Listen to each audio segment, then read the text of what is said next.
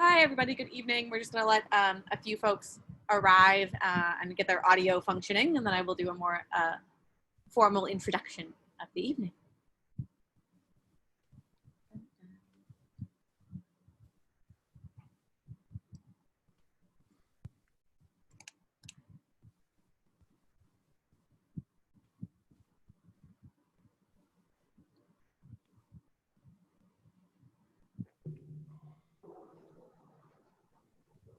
All right. Hi, everyone. Good evening, and welcome to tonight's live online author event with Greenlight Bookstore. I'm Jackie from Greenlight Bookstore, and we're incredibly excited to welcome you to our online event series, Squawkin Sports, hosted by Patrick Sauer and David J. Roth. For this installment, they'll be chatting with Deborah Riley Draper about her new book, Olympic Pride, American Prejudice, the untold story of 18 African Americans who defied Jim Crow and Adolf Hitler to compete in the 1936 Berlin Olympics. So you're in for an excellent time. Before we start, I just want to say a huge thank you to our hosts, Patrick and David, and tonight's featured author, Deborah, for making this happen, and to all of you for showing up. Though we're not able to host events in our store spaces right now, our community of authors and readers is still here. We're grateful for your support and for the chance to make conversation and connection. Now, just a couple of housekeeping things. In our Zoom webinar tonight, you can see and hear the speakers, but they can't see or hear you. They can see that you're here, though, and you can see a count of your fellow attendees on the top of your Zoom screen. Where exactly depends on which device you're using. You're welcome to post your comments and thoughts in the chat. It's a great way to show your appreciation of the author and interact with fellow attendees and the panelists. If you have a more specific question you'd like to have answered by the author, please post that question in the Q&A module. You can find it by clicking on the icon below that looks like two speech balloons. We'll be pulling up questions only from the Q&A to be answered later in the part of the program, so that's where you should put those. We are recording tonight's event, so look for our video or audio versions on our social media channels later on. And importantly, tonight's featured book, Olympic Pride, American Prejudice, is available from Greenlight Bookstore for sale. I just put it in the chat. We're excited to be able to offer actual shopping in our bookstore locations 12 to 6 Tuesday through Saturday nowadays, and you can purchase Deborah's book and many others on site. Or you can order online with the link I just showed you for a quick pickup at the store or for shipping anywhere in the US. If you care about supporting the careers of authors like Deborah and the ongoing existence of independent bookstores like Greenlight, buying tonight's featured book is a great way to show your support. Our hosts for this evening, as I said before, are Patrick Sauer and David J. Roth. Patrick has written for many large publications you've heard of and even more small ones that no longer exist. He's a founding member of Billings, Montana to Brooklyn Sports Writing Pipeline. David is a former editor at Deadspin. He previously worked at Vice Sports, and his writing has appeared in The New Republic, New York, Food and Wine, Hazlitt, The New York Daily News, and The New Yorker. He is not the David Roth from Van Halen or Magic. They'll be speaking this evening with our featured author, Deborah Riley Draper. She's an award-winning director and writer known for the films Versailles 73, American Runaway Revolution, and the 2017 NAACP Image Award nominee, Olympic Pride, American Prejudice. In 2016, Variety named her one of 10 documakers to watch.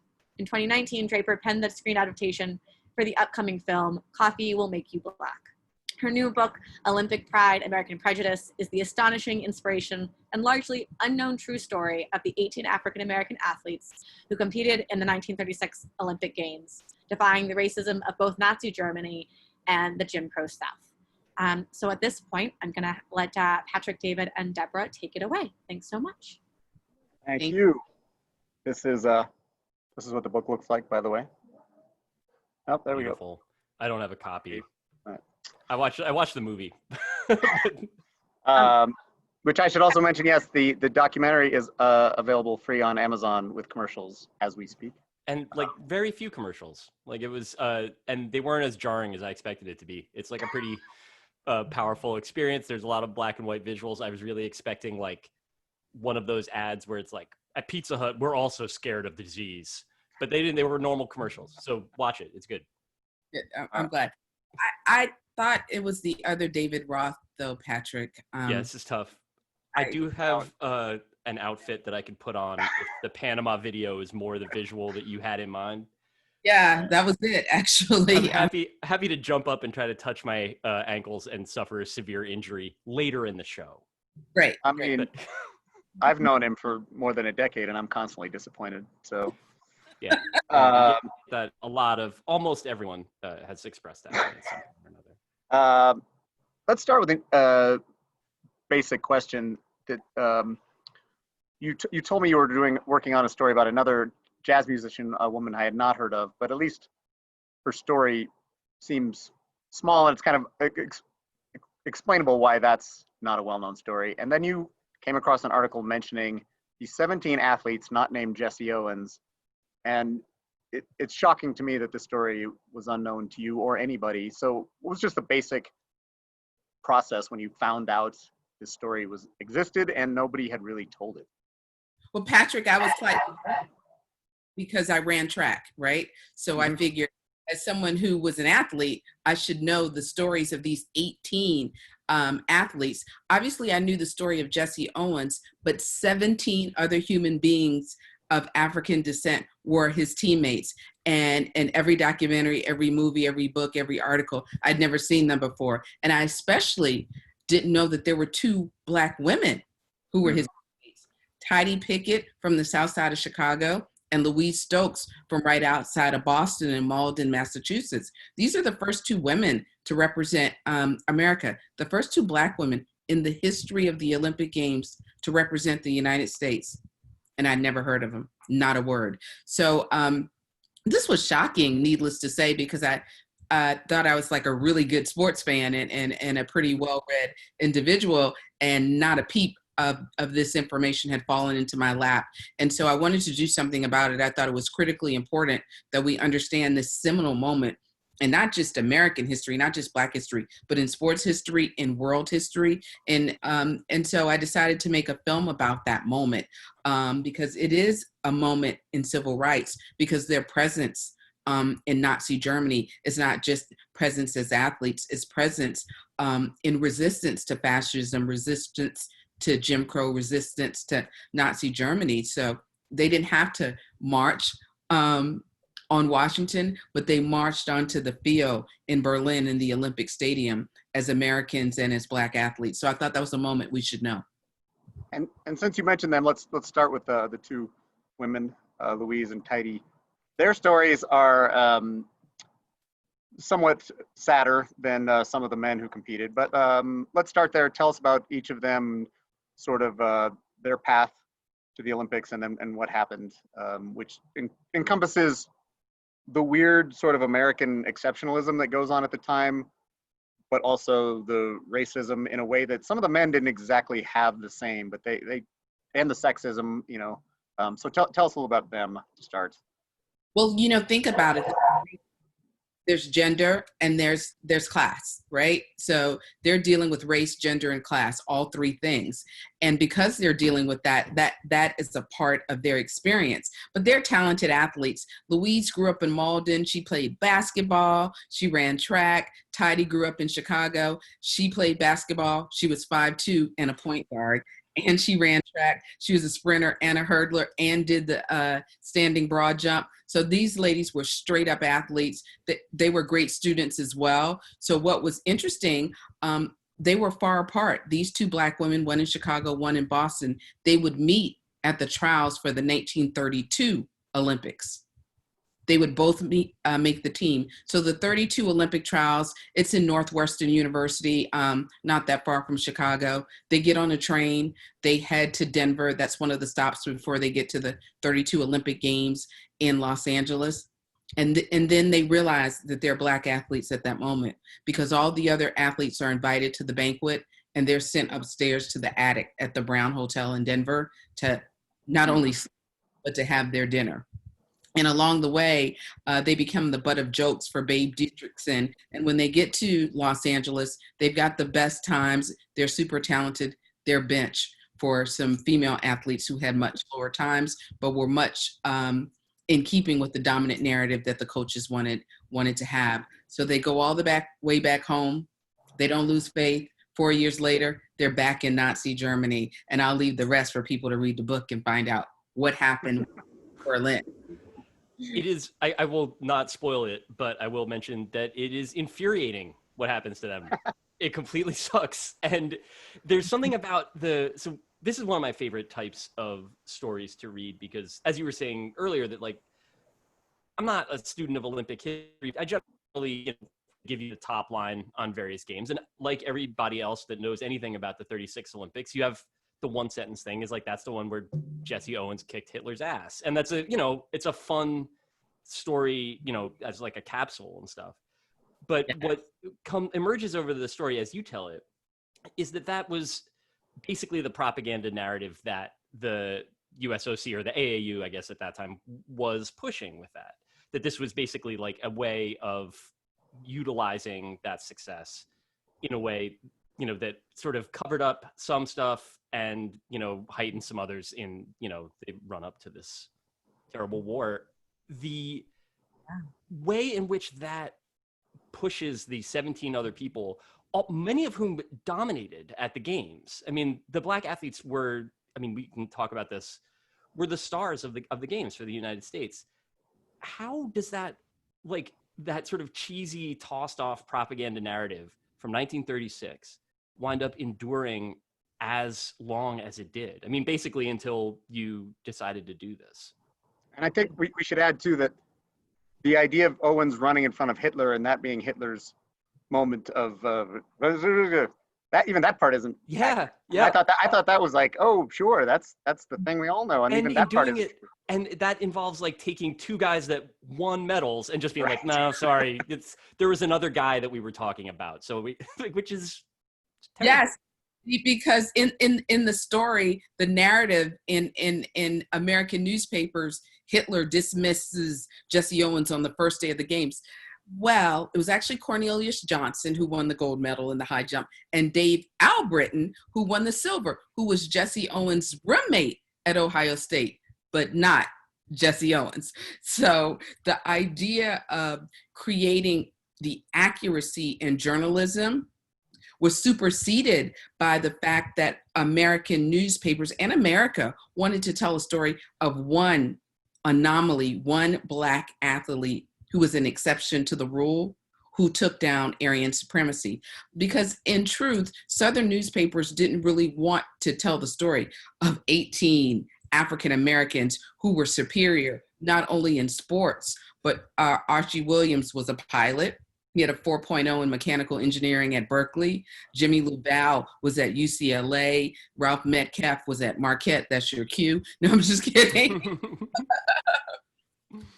These were athletes who were not only athletes, but they were student athletes. And Patrick, you know this, Ralph Metcalf was the president of the student body when he was at Marquette. What a feat for a Black man in the 30s to be able to be the president. And Jimmy Lubau was the president of the graduate students at UCLA. So this was not the story that papers were accustomed to telling. This is not what the radio guys back in the day wanted to talk about. So the idea of inferiority and second-class citizens doesn't work when you're saying the guy's a mechanical engineer and he can fly a plane, and he would become a Tuskegee Airman, which that part of the story is lost as well. I was a little surprised, though, that they didn't use the American exceptionalism a little more just for the few weeks after the Olympics. Like, I don't know why Owens, at least even maybe some Southern writers didn't want, but I'm a little surprised some of the Northern writers didn't use that as a cudgel for a couple of weeks before forgetting them. It seems to me that would be more American racism, highlight us beating Hitler and then moving on very quickly. I am kind of surprised. It was like, well, no, we just want one. It was instead of, because we had this like invading army kicking ass, basically, like we could have, seems to me a more raw American story, and then forgetting the Black athletes. But I guess that was even too much. That was too much at the time when people were fighting for the right to vote. Even then in the 30s, the anti-lynching bill passed. The NAACP was fighting separate but equal, trying to tear down Jim Crow laws. So all of that would have created more momentum for that type of legislation and that type of fight for equality. So that was not the narrative. But it's interesting to look back 80 years, right? And to try to understand what the journalists were thinking and how the journalists were more in concert with the legislators and the senators and what that American narrative would be when they returned from the games. Yeah. But the good news is I did 6 years of research, and the Black newspapers and the French newspapers. And the French newspapers provided a lot of the research because they carried the story. They didn't have the reach in America. And certainly the Black newspapers had much smaller circulations, but the stories were there, the pictures were there, the interviews with all of the athletes were there. So it tells you that there were two Americas happening, right? There were two trains running in America. And there was the dominant narrative, and then there was the other. So that even journalism was marginalized at the time. One thing that I found very interesting, and also, again, that sort of like rhymes with the broader moment that we're in now, was the rhetoric surrounding these Black athletes getting to go to the games in the first place. That this was it taking place in the shadow of this boycott threat for the 36 Olympics. It was already clear what Hitler was about. He'd been in power for years at that point. And there were, the Nuremberg laws were known. And so there was this idea that, like, is this really something that as a country that we can countenance, where there's Jewish athletes on this team? And like, is this a place that we want to go and a games we want to be in? And Avery Brundage was one of the all-time, just greasy, permanent American. I had never heard of him. I had never heard of Avery Brundage. Boy, the more you look, the more. Do you want to talk about him a little bit, Deborah? Because he's a peach. Yeah, so Avery Brundage was an Olympian. He was from Chicago. He owned a construction company. And in the 30s, he was interested in building the German embassy in Washington, D.C. And he was the leading proponent in the midst of all the boycott, even with the Nuremberg laws and the racial hygiene laws that were a part of the Nuremberg laws, the closing of Jewish stores, just the wholesale discrimination of people. He said, I don't see any discrimination, and I think we should go ahead and go to Germany and participate in the games. In fact, I'm going to go over to Germany, which he did, and I'm going to look for myself. And then Nazis threw some nice dinner parties. Right. Yeah, I don't see any discrimination. I don't know what everyone's talking about. And so when the AAU took that vote in December of 1935, they barely made it to be able to go. Avery Brundage won by 2 points, so the teams went. But Avery his history of racism is undeniable. So in 36, he pulled the Jewish athletes off the men's relay team, and they didn't get to run because Hitler didn't want to see two Jewish athletes on the gold medal stand, which we knew that would be a gold medal. Obviously, Tidy and Louise were pulled in 32. Louise was pulled in 36. In 1968, Avery Brundage removed the medals from Tommy's. He's still around. I didn't know. This is the thing that's amazing about him. He never dies. He's there for like 50 years. No, he was there. He never gets better. Tommy Smith and John Carlos. So the man that when they come off the podium that takes the medals, it's Avery. And in 72, when the Israeli athletes are murdered, it's Avery Brundage that says the games will continue. So he has been a part of Olympic history for a very yeah. time. And there's certain moments that no one would want attributed to them. That's attributed to Avery Brundage. Yeah, it's incredible. And it's like you were saying, he's like a permanent fixture. It's like the J. Edgar Hoover or like the Henry Kissinger of the Olympics. It's so true. But what was fascinating about it, because like it's good that people, if you didn't know about him, know how bad he was. But the rhetoric that he was using to justify, why we shouldn't boycott, why we're doing this, it's all the same shit that you hear now. It's like we shouldn't let politics get in the way with sports. It's like it's too important. This is about the athletes, and like that is, earlier today, people were saying that about starting college football back up. That like it really is like this very thin thread of cynicism, easily disproven. I mean, just like not convincing for a minute if you look at it critically, that has been running, like you said, 80 years of the same line. Sports and politics are inextricably linked. And they're inextricably linked in America because capitalism is what's linking them together, right?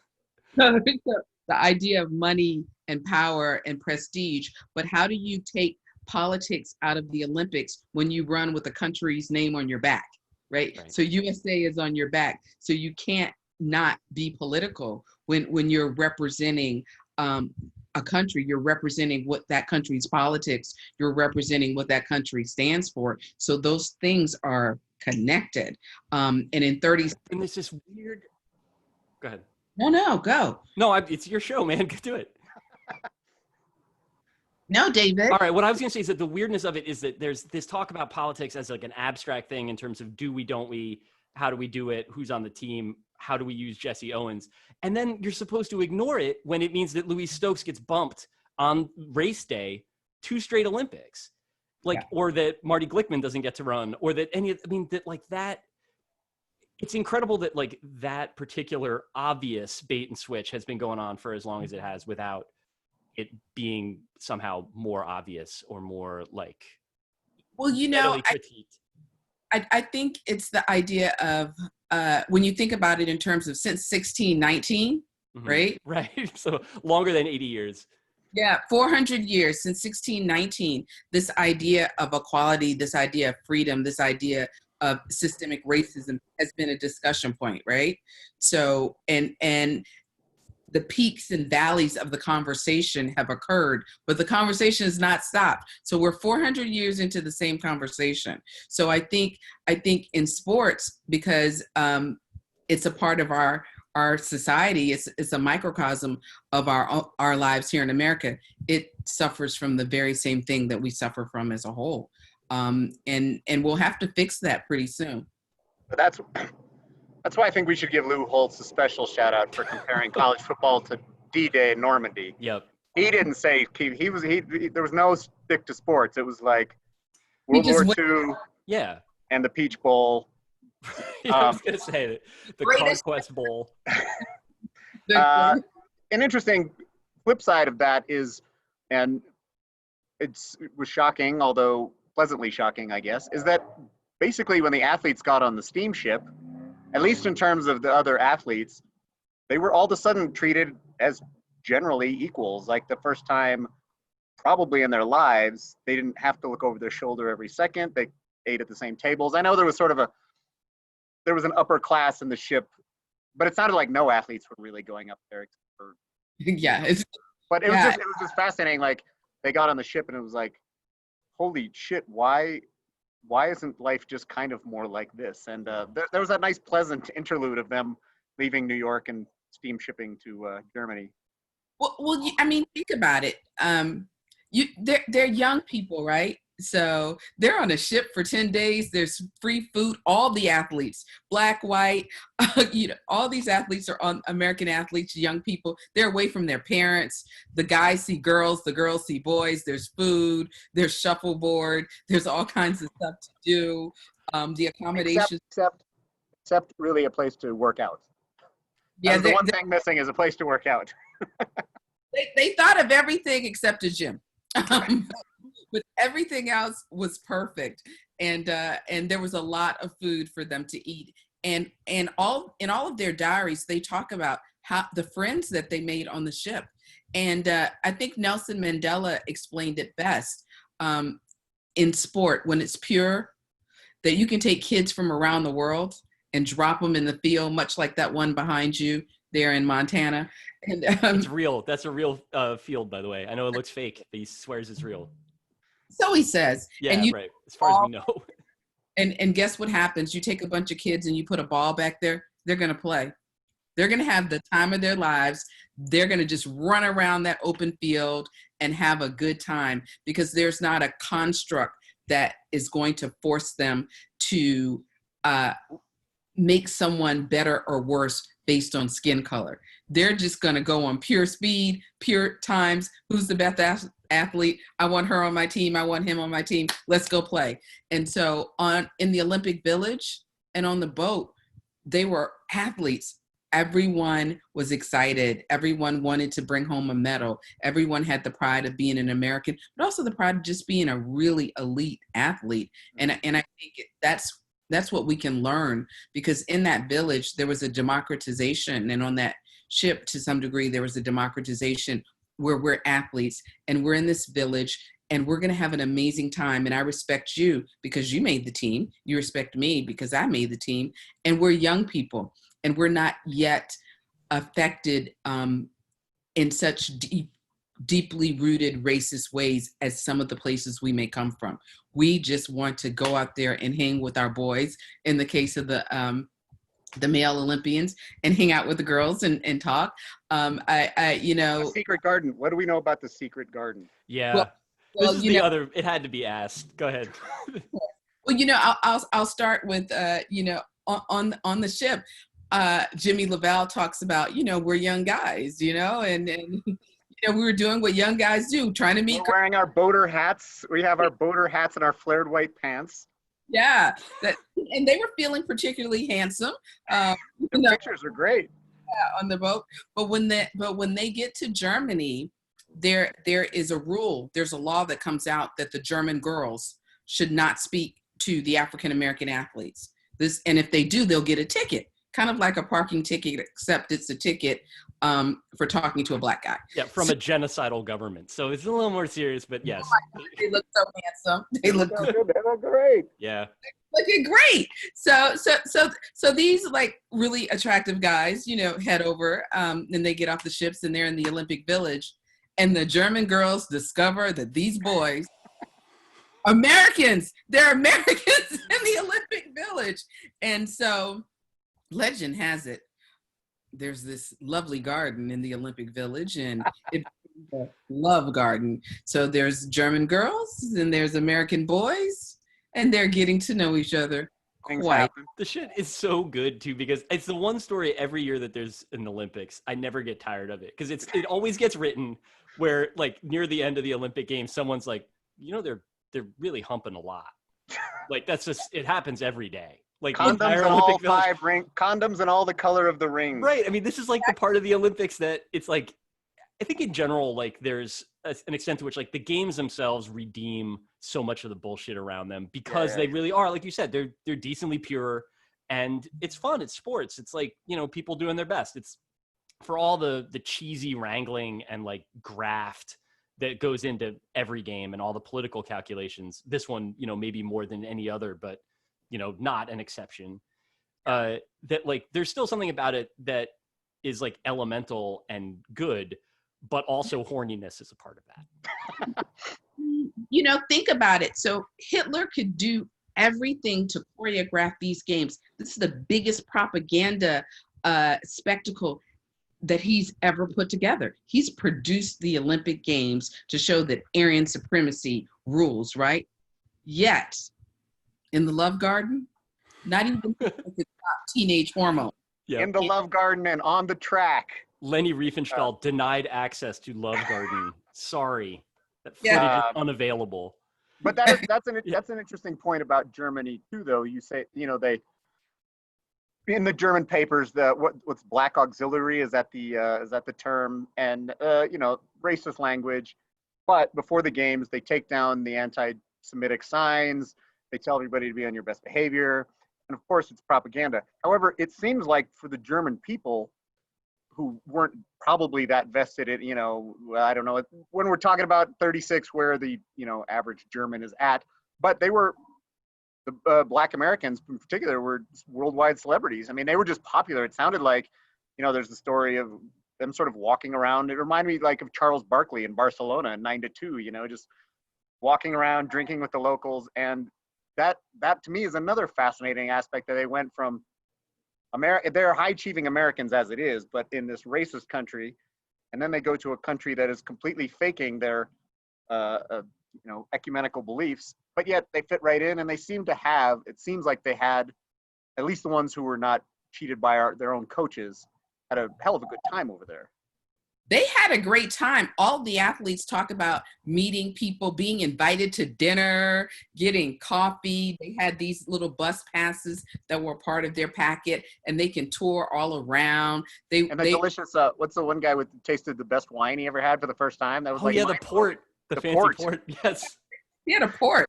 So the food was great. They all talk about like how amazing the food was. The wine was great. They had amazing sightseeing trips. They made a lot of friends, but there was a freedom. Like, think about it. They didn't have to go into the back of restaurants. They walked through the front door. They didn't have to go to the back of the bus. All of their accommodations were equal. Like their Olympic goodie bag was the same as everyone else's Olympic goodie bag. So, for that time, in that moment, it was very special for them. And I think that is what is always great about a story, is that hopefulness that they brought back home. And it was that hopefulness that they could bring back to a Black community that's under intense oppression. But there's hope that there will be equality, and there's hope that there will be access, because they just demonstrated it for a couple of weeks, right? They know it can exist. Yeah. So How intensely were Black Americans following the athletes' exploits? I guess through papers is the only way, right? Because it's kind of still pre-radio, or no, or two Black newspapers sent journalists. So the Pittsburgh Courier and the Amsterdam News had reporters to go over on different ships, and they followed them. So they were sending stories back. So the Black community, they knew what was happening. And, it was like the Joe Louis fights in a lot of ways. This was big news. We've got 18 kids in Europe fighting, and they're competing. This was huge. And it was really a reversal of some of the stories that have been coming out in the 30s, because that was the Depression, and there were lots of really horrible lynching stories. So this was a positive story. Do you have, actually, Dave, I'll let you, there's an athlete you want to hear a little more about at the moment that... Well, I was struck by what impossibly accomplished lives so many of these people had, that it's one thing, I mean, obviously to be an Olympian, you have to be really great at other stuff. How that also, I feel like James Laval was the one that I was thinking of, that dude, I love him. Got a doctorate from Caltech, teaches at UCLA, there's a building named after him. Being good at sports, and then also being when I was done with that, I finished my degree, I decided I'd go to Caltech and get a degree in applied mathematics or whatever it was. This is there aren't athletes like this that I can think of that have happened since. And it's the part of it, obviously there's a bittersweet element to this whole story, but the fact that this is the first that I heard of him, or, Ralph Metcalf's name, I think I knew just from politics, but what a colossal waste not to have these stories readily accessible for people that want to know about them. This is an extraordinary man. Especially in contrast, I think, Jesse Owens ends up, having to race horses and, schoolyards while people throw rocks at him. I mean, the guy that they put up there, who eventually it did seem like at least he became, recognized and got to spend some time, although he died pretty young, but he did get to spend some time being a spokesman. But it was the other unheralded guys who really had the lives. He said Archie Williams, James Laval, Ralph Metcalf, once again, Marquette University. Also, I'd like to point out, just because this is ancient history and there's nothing like it now, Ralph Metcalf put out a thing for Richard Daley to taking on police brutality against African Americans in Chicago. Fortunately, that was cleared up a long time ago, thanks to Ralph Metcalf. But yeah, in comparison to Jesse Owens, you're right. A bunch of these guys led really just incredibly accomplished lives. And it's interesting that he was the one that had the pressure, and then also, got his, what they take away his amateur status. And he really, when he got back here, wasn't allowed to kind of become the person he wanted. Yeah, they put him on top and took him right back down. Yeah. So he was used for what he was used for, and then discarded. And then obviously there was a turn in the 70s and 80s to recognize Jesse Owens for what he contributed, because there was a period where he was like Joe Louis, like so many of these great athletes, they were discarded, when they were past their prime. But Patrick, I reread the police brutality white paper by Ralph Metcalf 4 days ago, 1972, and it reads like it was written yesterday. He's citing all of these cases of police brutality and what it does for community policing. It was the first time, and I was like, wait, when was this written? I was like, I mean, he was probably Fred Hampton's buddy, it's like he was a guy who knew Fred Hampton, and here we are all these years later, and it's still that Fred Hampton exact story again and again and again. Yeah. He did know Fred Hampton, exactly. So I was thinking the exact same thing. It's so remarkable that you would see a guy who was on the 32 Olympic team, the 36 Olympic team, and he coached at Xavier. He coached track. He also played in a band. Which what was it, the Creole Follies? What were they called?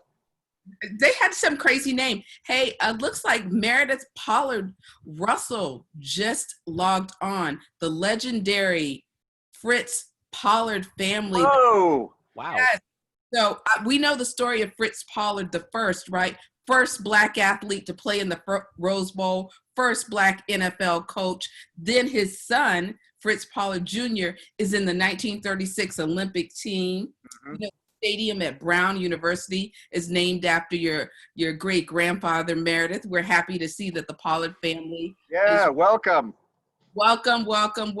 Hi, Meredith. Glad you made it. She was teaching earlier, so we weren't really sure if she was going to jump on, but it's certainly great that you're there. And we always rep for the Pollard family 100, one of the greatest sports dynasties in American history. And I also, for people who don't know the story, Jackie Robinson's older brother, also a member of that team, Mack Robinson. Yeah. Another sports family dynasty, Jackie Robinson and Mack Robinson. And these were the stories we discovered. I knew very little about the Pollard family and very little about Mack Robinson before I embarked upon this research.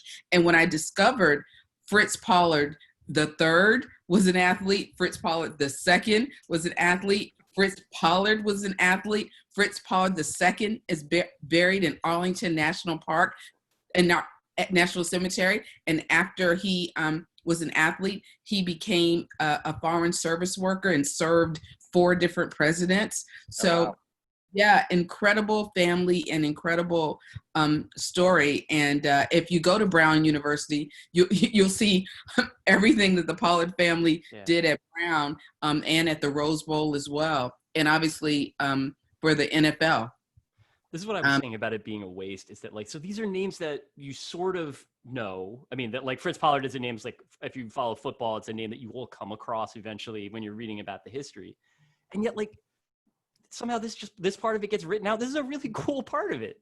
Like, it's just, I don't have anything to add to it beyond the fact that, like, I'm grateful to know more about this than I did, because it just seems like, from a storyteller's perspective, it just seems like the least interesting version, which I guess was also the most politically convenient version of this story, was the one that got told for so long.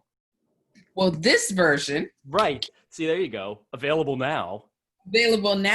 And this isn't about just the book. This is about a really important thing of ensuring that history, American history, is not invisible, right? That if you are a person of color, if you're a woman, if you're falling between the cracks of race, class, and gender, that your stories don't disappear. That what you've contributed to our great country is recognized, because it doesn't just inspire your own race, it inspires everyone. Like, who doesn't want to be like Jimmy LaValle? You know, you can win a medal in the Olympics and you can also get your PhD at Caltech. It reminded me a little of those soft, fuzzy stories that they do every Olympics, even if there's not really a good story there. But it's like, oh, but the story is actually really good. They didn't have to, you don't have to stovepipe it to make it be like this person overcame. Like, every one of these people came over a ton. I mean, even the ones who didn't medal, you know, maybe some of like the couple of boxers or the weightlifters that you don't get into as much. I guess the weightlifter did medal. But still, just to get there is astonishing. The fact they had this, genuinely, if they didn't get screwed by their own coaches, good experience. It's a book that's got both really fantastic, sort of heartwarming stories, while also, you know, the typical American. What's great about this book is grounded in both American history and German history. So there are 2 storylines happening. We start this book with Hitler in jail, right? And we start this book on the American side with these athletes as young people. And we watch these 2 stories, the story of Hitler and the story of these young people, come together and cross, right? So we wanted to start the book, you know, when I was talking to the publishers at Simon & Schuster, where's a good place to start? I was like, jail. Let's start with Hitler in jail, because that's when he became very conscious of what was actually happening in America. So he became really obsessed with American race science. You know, I think people forget that. Like that is never told enough. That Hitler based a lot of his ideas on our State of the Union in the 1910s and 20s.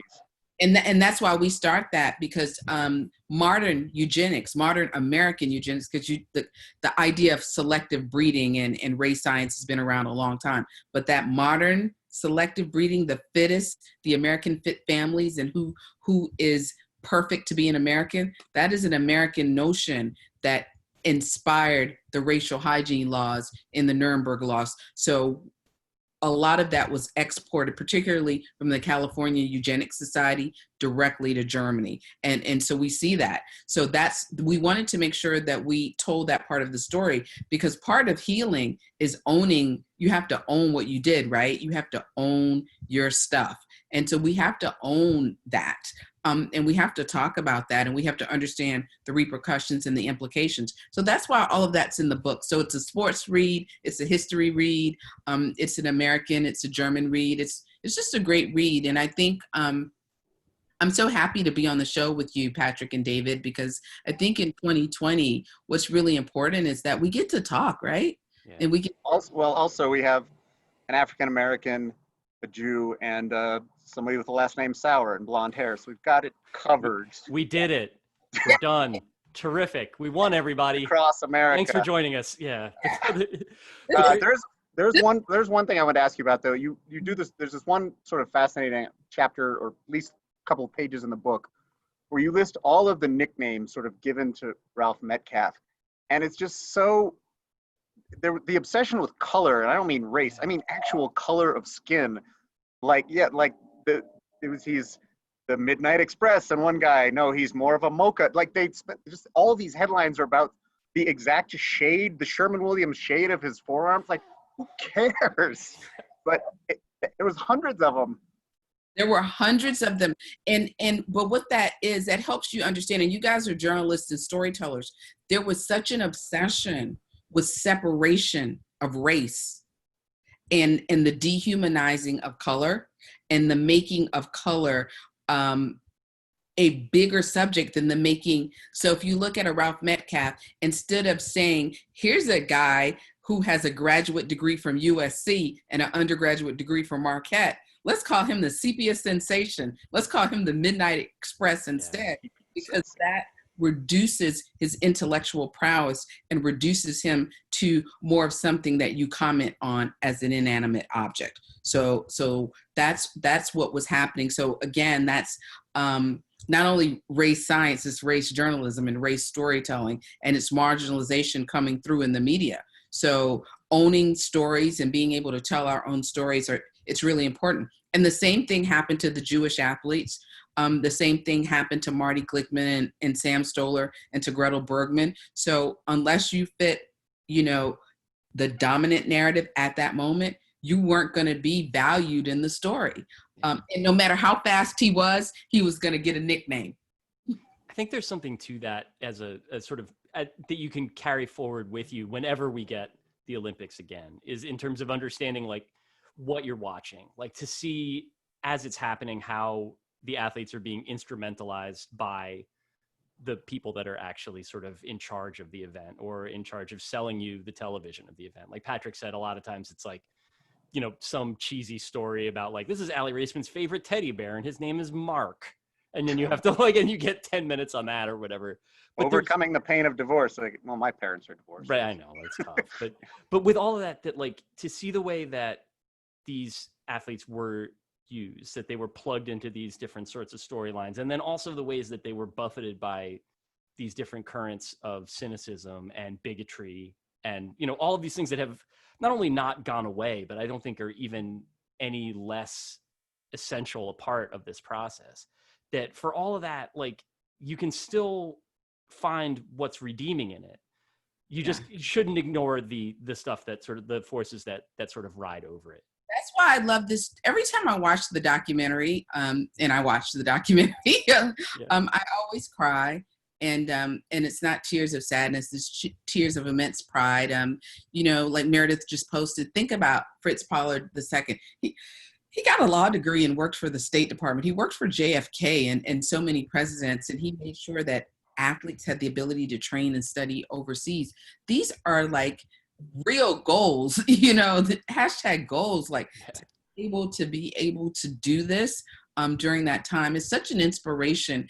And it also is a story about perseverance. And it's a story about being encouraged, even in the worst circumstances, and being able to find that resolve and to ground yourself in your own dream and in your own perseverance to be able to accomplish something in spite of the odds, in spite of the obstacles, in spite of oppression. And I think that's what these 18 athletes represent. And I think they represent that for all of us. And I think that's the good news, right? So that's what we all get to cheer for. We don't just get to cheer for the medals. Right. And Patrick doesn't get to just cheer for Marquette. He gets does, to. though. He kind of does. I know he does. Here's an interesting callback though. Midnight Express, the movie about the guy who went to the Turkish prison for dealing hash, Marquette student. So there you go. We love it. That could not have been scripted at all. If it were scripted, we would have been like, we got to lose then, I think. So I will say in the documentary also, when Tidy's daughters or granddaughters talk about seeing her in that film. Oh, it's such a that great is something moment. else. So we're getting close to the Q&A. If anyone has any questions, send them along. But first, we want to run this clip, and it's a little longer than we usually do, but it is phenomenal. And he is one of, maybe to me, he was the most unheralded. I guess I had heard some of the other names. Anyway, tell us about James Laval and what we're going to see here. Well, I think, are you doing the 800 meter? Yes. Yeah, so if 800 meter, we're going to see John Woodruff. Oh, sorry, John Woodruff, you're right, sorry. Yeah, we're going to see John Woodruff, who was a freshman. This kid was a freshman at Pitt. He was 6'3.5". He had a 9-foot stride, right? He was rather inexperienced in the 800, but he knew he had a shot. So what you're about to see is his race. And when the race starts, Phil Edwards, who was on the Canadian team, came out at a very slow pace. John gets boxed in. He's trying not to disqualify. He's trying to figure out what to do. So he just lets everyone get in front of him. They all just get in front of him, and he's behind, and he's working, trying to figure out how to get around them. So he gets in front of them.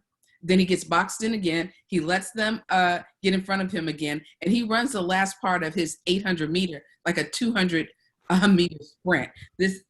He flat out takes it and gets a gold medal, which he donated to Pitt, his alma mater. So let's take a look at this clip. Yeah. For those who don't follow track closely, that is not how they tell you to do it. No. No. It looks weird. The whole thing looks insane. It's weird. Also, it's in German, and they have this close-up of an Italian woman going insane. You're going to enjoy this. Jackie, can you play the clip, please? Sports ever. Yeah, right. Hello? Can we see it? There it is. Here we go. I'm here. I'm pulling it up, and we're gonna play it. Okay. Thank you. Okay, Sorry about the delay. I Don't worry about it. No, we can talk. I'm learning, which is Yeah, I don't think we're done talking about it necessarily. I could just listen all day. I'm like, oh my god, this book. I'm like very ready to have this book, which is not always the case, but it is always. Anyway, what was also interesting about John Woodruff from Connellsville, Pennsylvania. So he arrived with let's just play it and I'll talk about this after. No, yeah, great. I didn't want to cut you off. I was just opening it up. Here we go. Love it. There she is. Etwas für die Führung. Woanders an Argentinien und Lanzi Italien.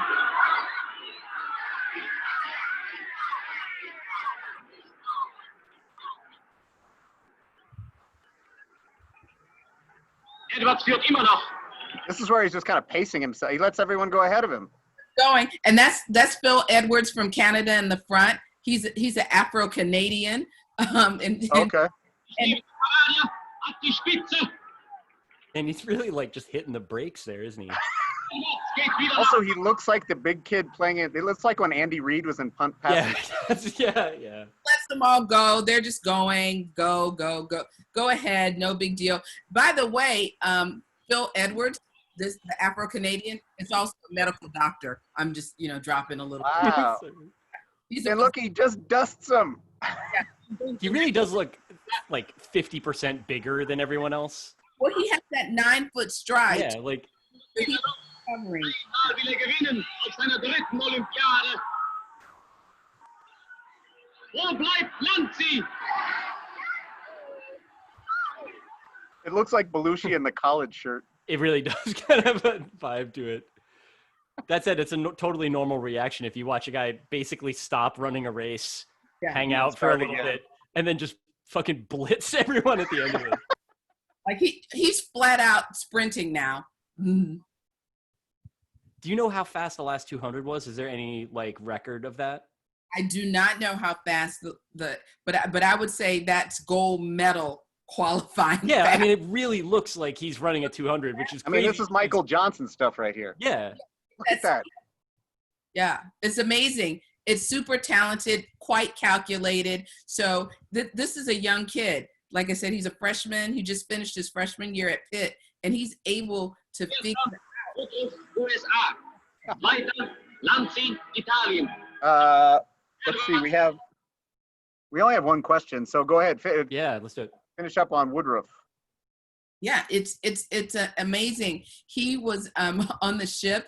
He received $55 from his hometown for spending money, and he wrote, such a nice kid. He wrote the nicest wire back to his town in Connellsville, Pennsylvania, thanking them for the money. Just a straight up really great kid, and he would go on to return and represent his country again as a Army officer and fight on behalf of this country. So most of these gentlemen returned to war in World War II to represent not just as athletes, but as soldiers in a fight for democracy and to fight for rights they didn't even have. Yeah. So that's it's so amazing. I just wanted to interject because we were in Wyoming the other day and we went to an internment camp, and 14 Japanese who were interred then fought World War II and died. And it's just staggering that so many people overlooked everything that was stacked against them in the country and be like, yep, we're going to take on Hitler, and paid their life. It's just that to me is just the unerring sacrifice that everyone talks about the military all the time, which is often overblown. But those cases, oh yeah, it is. You dealt with that, and then you're like, yeah, I'm still going to go fight. Yeah, and that's what we can learn, right? The love, and it's not love of military, but it's the love of your fellow man, because you want to make sure that you fight for the republic and you fight for democracy. So because you believe in the ideals that were written, right? You believe in what our country is about. Even if we don't get it right, even if we fail every single day, we still have these ideals that we have to fight for and that we have to believe in, and we have to strive to get right. Meredith Pollard Russell wrote that, when Mack Robinson came home with that silver medal, the job before Jackie was, breaking the color barrier, the only job he could get was a street sweeper. He was a janitor, and he would sweep those streets, and he wore his Olympic jacket to stay warm in the winter. But he took that job before he became in charge of Pasadena Parks and Recs. That was the job he initially had before Jackie broke the color barrier. But you guys, I have this thing that I do in my head. This did not happen, right? But I think it did. It could have. So this is in Pasadena, right? This is like, right before Jackie gets called up. He's in Negro League Baseball, and he's talking to Mack, and he's like, Mack, man, I don't know about integrating Major League Baseball. This is going to be really hard and really tough. People are going to send me death threats, and people are going to hate me, and people are going to throw things at me. And Mack looks at him and he says, yeah, but I ran in front of Hitler. I believe that story at least has been written as true. I don't know if it is. You want to It's one of You those wanna things where grab you gotta print the legend. Like it's Of too course. good to check. You want to grab that question? Since we only have one, we should definitely ask it. Yeah, sure. So, Deborah, the question is: the book was written by you and Travis Thrasher. How was the writing divided up between the two of you? Well, the writing primarily, all the outline for the book, that was done by me, and a lot of, because it came out of 6 years of my research and the documentary. And Travis, as someone who's written so many books and a writer for Simon & Schuster, he helped give it tremendous structure in terms of how those stories would coincide with one another. I think it was a brilliant idea, and that was his idea, to not go like chapter after chapter with American stories and then do German stories, but to blend them. So that's how it was kind of a mixed bag of tricks. You know, I had a whole lot of Tidy and Louise in my blood, so I wanted to double down on that. And I also had a tremendous amount of German history, having gone over to Germany to do a lot of the research, going to the University of Cologne, going to the Bund, going to and meeting with all of these scholars. So I think that was kind of my major contribution as well. But a lot of the storytelling we shared, because I'm a filmmaker and a writer, and he's a writer. So we approached it in some different ways, because I'm a visual storyteller in a lot of ways, and he's more of the wordsmith. So we found a happy medium. Yeah, We did get one more question. That much knowledge in your head to sort it out and get it into the shape of a story, like that's what I needed Travis for, because I knew so many years of your life on this. You know, it was up here, and so having structured so many books, he could help with the literal structure of how to tell 400 pages of history that's never been told before, in a way that, and it had to be told in a way that was approachable, and that was approachable for all people, because it couldn't be this lofty, canon that was only for scholars and academics. It needed to be able to be read, enjoyed, understood, shared, and discussed by the masses. And he definitely brought that to the table.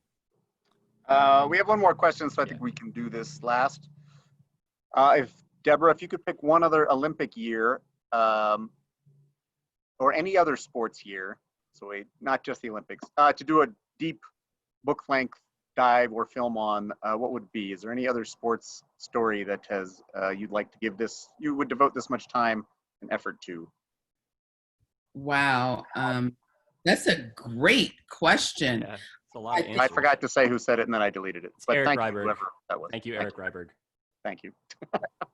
That's a great question. I think if I were to pick a period, I probably would jump to the 1968 Olympics, or I would, because that was a really interesting time in our country as well. 36 was an election year. 68, America blew up in flames, and that carried to Mexico City. So I think that would be really interesting place. But I might actually, it would be a tie between 68 and 1960 Olympics in Rome. So, and Muhammad Ali. So Wow. Yeah, I might pick the trip to Italy and go to research. This book actually made me, for as awful as Brundage was, etc. Was he right? I mean, this made me rethink the 80 boycott, which I never really thought about, other than I was 9 and it was like I liked the Olympics and it didn't happen.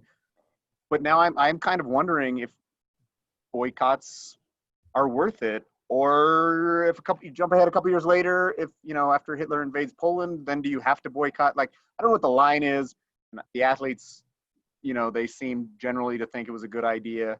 But it did make me sort of rethink the 80 boycott, if that served its purpose, as opposed to if we had put our best foot forward and just sort of shown the Russians, what's what. I don't know. But I had not thought about the 80 boycott probably since 1980, but I was rethinking that, reading the discussion about should they boycott 36.